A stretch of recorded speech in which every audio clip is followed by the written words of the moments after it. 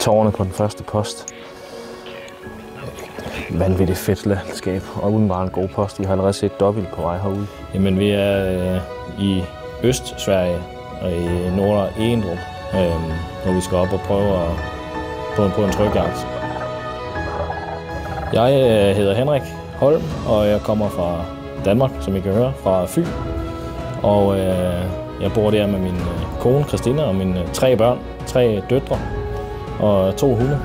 Som en tysk jagttager på 14, der hedder Enzo, og en klein mønsterlænder på 6 år, der hedder Tage.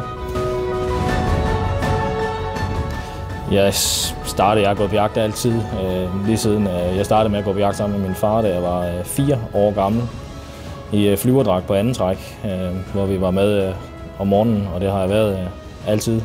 Altid den 1. september havde vi fri, ligegyldigt om vi gik i børnehaveklasse, eller om vi gik i 9. klasse, så havde vi fri den 1. september. Så jeg har fået jagten ind via ham, og via mine bedsteforældre, min morfar og min farfar, og været med dem på jagt altid. Jeg brænder faktisk for alle tingene, for det kommer meget an på situationen.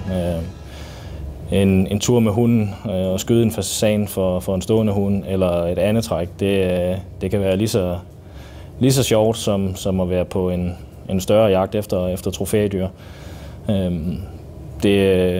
Vi går meget ud af, at vi spiser det, vi skyder hjemme, så det kan være at gå en tur med børnene, og skyde en anden, tage den med hjem og lave den om aftenen for at spise den.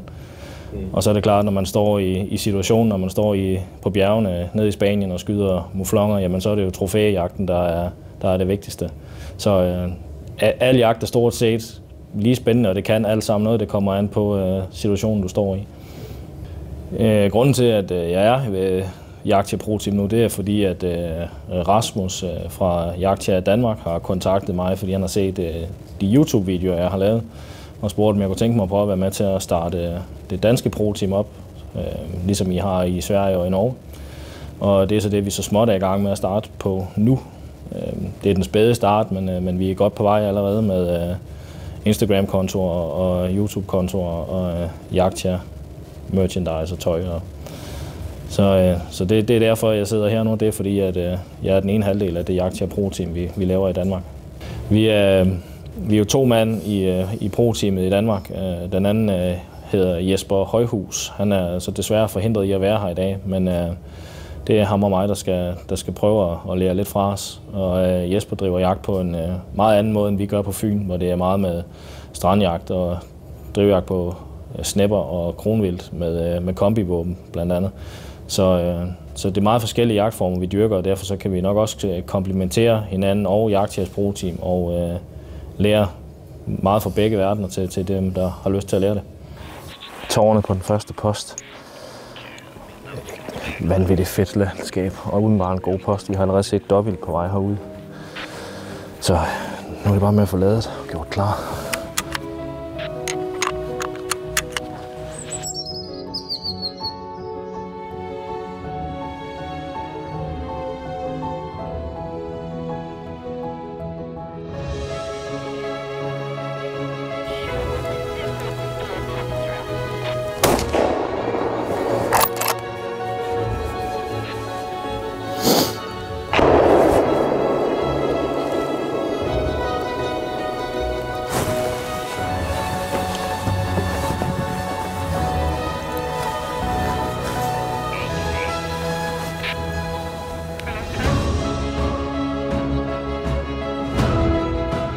Vi har fået meldinger om i radioen, at drevet det er slut, og patronerne ud af geværet, vi skal samles.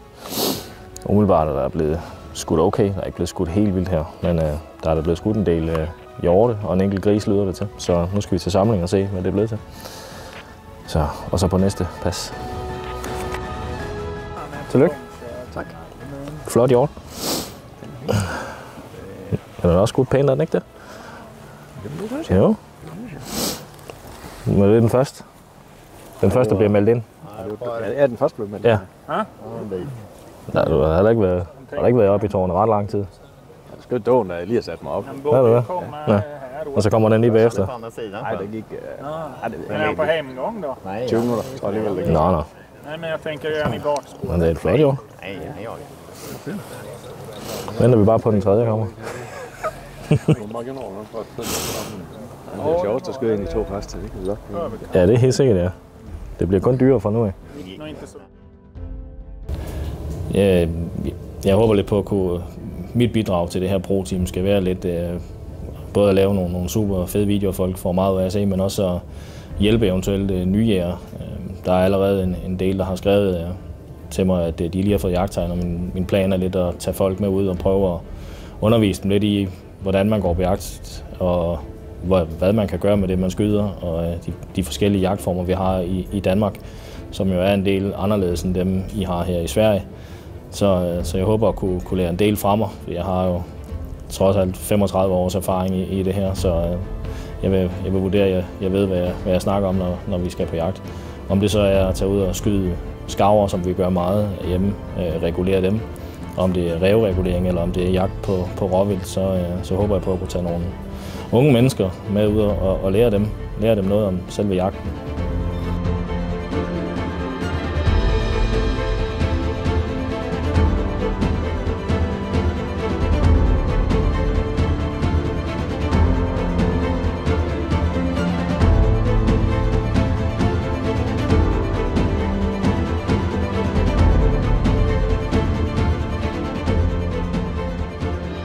Det var slut på andet rev. Egentlig skete der ingenting her, men så lige pludselig så hører vi noget, der plasker i 60 meter foran os. Og lige dernede, så kan jeg lige pludselig se nogle meget lange hvide ben. Og så steg min puls til noget, der minder om 250. Det var faktisk alien, og den kommer egentlig gående fint op her forbi. Og kommer egentlig også fint til skud der, og jeg har afsikret geværet. Og jeg er faktisk meget i tvivl om, hvad jeg skal gøre. Og så Daniel kameramand siger, at han mener, at han har set en kalv bagved. Og hvis der er noget, vi ikke gør, så er det, at vi tager ikke skud, når vi ikke er sikre. Fordi hvis der er en kalv, så skyder vi i hvert fald ikke koen væk fra den. Så det må nøjes med at blive en kæmpe oplevelse at se sådan en så tæt på. Så vi går videre til tredje post. Now he's waiting for the big bull. But for me, that's like seeing a giraffe in a forest, because it's only the second time you see that big an animal. So. Have you seen him before? Yeah, one time, but in a car crossing the road. Yeah. First time I was here, but. Now you know everything that I am. Caught in the palm, no backup plan. Baby, cut yourself, baby, cut yourself. Det levede op til alle forventninger, og også mere til. Det har været fantastisk at se naturen og vildtet, og jeg kan ikke vente med at komme tilbage og prøve det igen. Tak for i dag, og vi ses snart igen.